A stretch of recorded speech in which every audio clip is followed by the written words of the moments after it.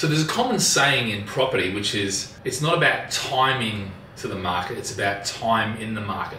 And so I thought I'd just explain that and what that means, because there's two elements to it, which is one that I agree with and one that I don't, which is, look, timing in the market. One of the challenges with timing in the market is most of the time that I've seen my mates and myself, and we've been successful in property and we've made a lot of money, and we say, look how good we are, we timed the market perfectly. A lot of times it's not that we timed the market perfectly, it's more that we were lucky. It just happened to take off.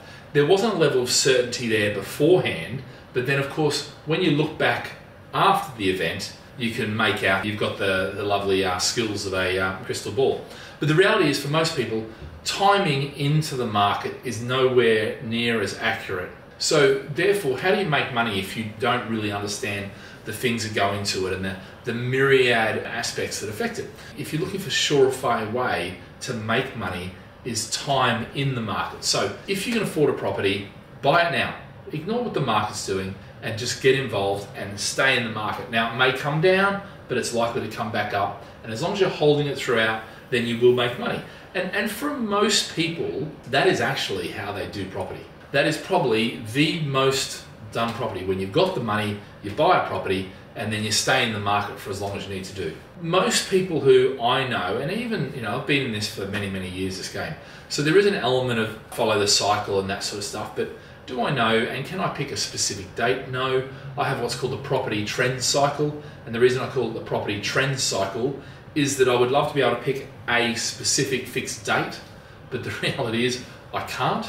And the reason I can't is because no amount of research, no amount of economists behind me are going to be able to accurately pick down to the date. But what you can do is you can track the trends, and based on the trends, you can say, well, actually, now is the time to get in, or now's the time to pull out, or now's the time to remortgage, or now's the time to lower my loan to value, or whatever it is. So for me, most people do time in the market, and that is what they do. They have no recognition of timing.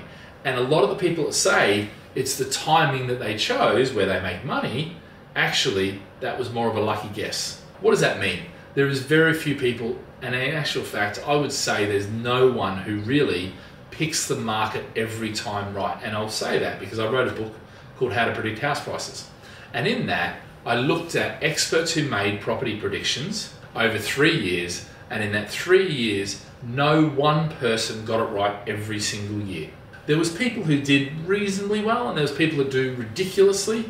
And the interesting thing is, a lot of people that said minus 30% or plus 30%, they were looking for column inches in the newspapers because that's what got picked up. Certainly the minus 30%. But the reality is, most experts are wrong most of the time. And that was the summary, it's the catch cry, the summary of that book was that most experts are wrong most of the time. So if the experts can't get it right, how the hell are you going to get it right?